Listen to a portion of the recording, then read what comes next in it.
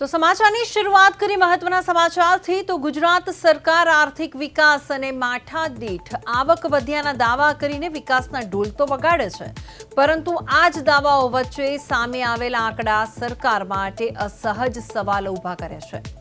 એક તરફ વાઇબ્રન્ટ ગુજરાતમાં કરોડોના રોકાણની વાતો થાય છે, તો બીજી તરફ રાજ્યના આશરે 3.38 કરોડ લોકો સરકારી મફત કે સસ્તા અનાજ પર નિર્ભર છે, એટલે કે અડધાથી વધુ ગુજરાતને રેશનની લાઇનમાં ઊભા રાખીને હવે તેને પણ વિકાસની સિદ્ધિ ગણાવવાની તૈયારી છે।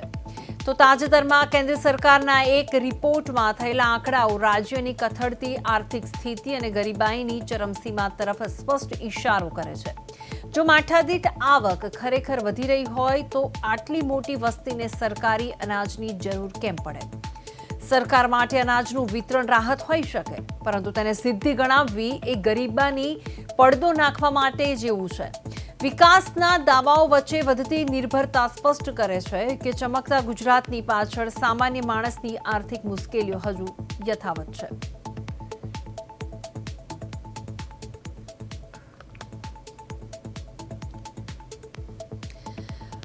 આજે આખી માહિતી છે તેને લઈને આપણે આજે ચર્ચા કરવી છે અને આપણી સાથે જોડાઈ ગયા છે પિન્ટુ શિવાંજલી, જે ભાજપના યુવા મોરચાના પ્રમુખ છે, અને ફેનિલ પટેલ જોડાઈ ગયા છે આપણી સાથે।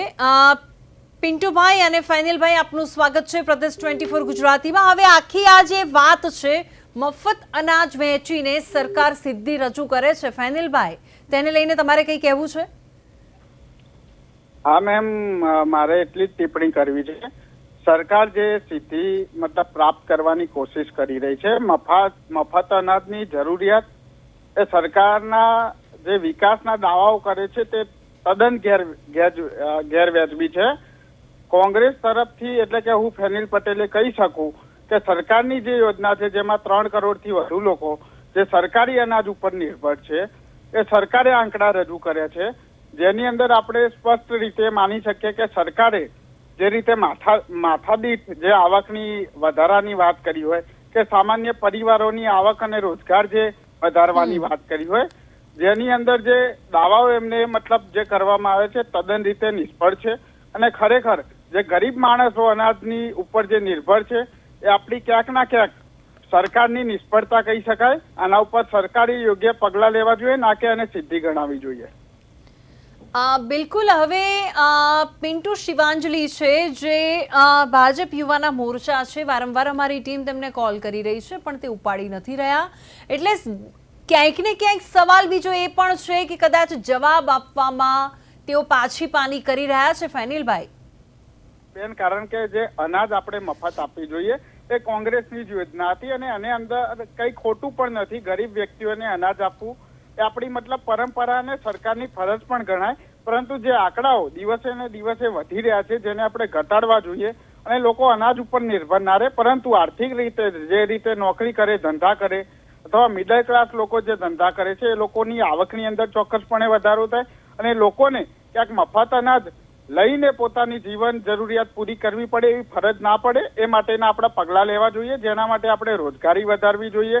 ક્યાંક સરકારી નોકરીઓની અંદર જે પેપર લીક થાય છે, જેની અંદર મોટા ભાગના યુવાનો નિષ્ફળ થઈને આવા ક્યાંક રવાડે ચડતા હોય છે ને બેરોજગાર થઈને પોતાનું જીવન ગુજરાત ના ચલાવી શકે એવી પરિસ્થિતિને પોતાના ઘરમાં જ રહીને પોતાનો સહારો લેતા હોય છે, તો ચોક્કસપણે આવા યુવાનો હોય, વડીલો હોય, માતા હોય, બહેનો હોય, જેની અંદર આપણે ક્યાંક સ્વનિર્ભર થાય અને સરકાર દ્વારા પણ એવી યોજનાઓ લાગુ કરવામાં આવે જેના કારણે લોકો સ્વનિર્ભર થઈને પોતાનો ધંધો રોજગાર અને સારામાં સારી કમાણી કરીને પોતાનું સારી રીતે ગુજરાન ચલાવી શકે। પરંતુ આ બહેરી મૂંગી સરકાર આ લોકોને સાંભળવાની જગ્યાએ જે અનાજની અંદર 3 કરોડથી વધારે લોકોને જે અનાજ પૂરું પાડે છે એ લોકોને પોતાની સિદ્ધિ ગણાવીને એના ઉપર ક્યાંક રાજનીતિ કરતા હોય તો તદ્દન ગેરવ્યાજબી બાબત કહી શકાય બેન, જેના કારણે લોકો તમારી સાથે નથી જોડાઈ રહ્યા। બિલકુલ ફેનિલભાઈ, હવે બીજો સવાલ એ છે કે તમે જણાવ્યું કે સ્વનિર્ભર થવાની જે વાત તમે કરી છે તેના કારણે બી ક્યાંક ને ક્યાંક સરકારે ઘણી યોજનાઓ પણ બહાર કાઢી છે।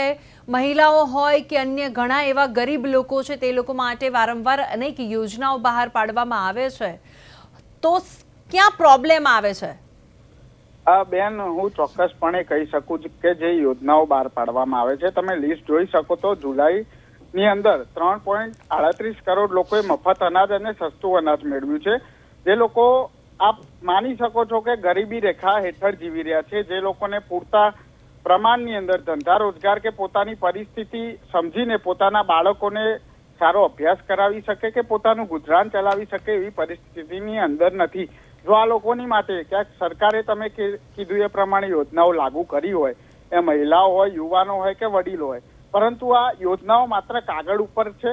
આ યોજનાઓનો અમલ તમે જે ગ્રાઉન્ડ ઉપર આવીને જોશો તો આ યોજનાઓનો અમલ કરવામાં નથી આવી રહ્યો. જે રીતે અધિકારીઓ હોય કે જે તે વિભાગને સોંપવામાં આવ્યું છે એ તદ્દન ભ્રષ્ટાચાર કરીને આવી યોજનાઓ તમે સામાન્ય રીતે કોઈ સસ્તા અનાજની દુકાન ઉપર પણ જશો તો ત્યાં ફિંગરપ્રિન્ટ નથી આવતી, ક્યાંક પોતાનું ફેસ મેચ નથી થતો. આવા અનેક બહાનાઓથી એ લોકો કટકી કરતા હોય છે અને જે ગરીબ લોકો છે એના સુધી અનાજ તો પહોંચતું નથી, તો એમને રોજગાર આપવાની તો બાબત દૂર છે. જો આવા લોકોને તમે જે લાયક છે, જે લોકો ગરીબી રેખા હેઠળ જીવી રહ્યા છે, એમને અનાજની અંદર પણ ભ્રષ્ટાચાર થતો હોય તો આવી યોજનાઓની અંદર કેટલો ભ્રષ્ટાચાર થતો હોય બેન આપ સમજી શકો છો. અને ગુજરાતની પ્રજા પણ આ સમજે છે. ગરીબ માણસોની આ સરકાર નથી. મિડલ ક્લાસ ધંધા રોજગાર જે લોકો કરે છે એ લોકોની જે કંઈ પણ યોજના છે એની અંદર તદ્દન ભ્રષ્ટાચાર થઈ રહ્યો છે. તમે કહો તો હું મારા તાલુકા જિલ્લા ગાંધીનગરની અંદર પણ હું પુરાવા સાથે આવી કેટલી બાબતો રજૂ કરી શકું છું, પરંતુ શોષિત પીડિત ને વંચિત જે વર્ગ છે એ લોકો આની વિરુદ્ધની અંદર અવાજ નથી ઉઠાવી શકતો, જેનો ફાયદો લઈને આ સરકાર અને એના મળતિયાઓને એના ભાજપ સરકારના નેતાઓ આ લોકોનો દુરુપયોગ કરીને પોતાના ઘર ભરવાના કામ કરતા હોય મને ચોક્કસપણે લાગી રહ્યું છે. બિલકુલ ફેનિલભાઈ, આભાર સમગ્ર વિગત માટે અને પ્રદેશ 24 ગુજરાતી સાથે જોડાવા માટે પણ તમારો ખૂબ ખૂબ આભાર. ફેનિલભાઈએ જણાવ્યું કે જે રીતે વાત કરી છે તેમણે કે રાજ્યમાં 3.38 કરોડ લોકો મફત અનાજ પર નિર્ભર છે.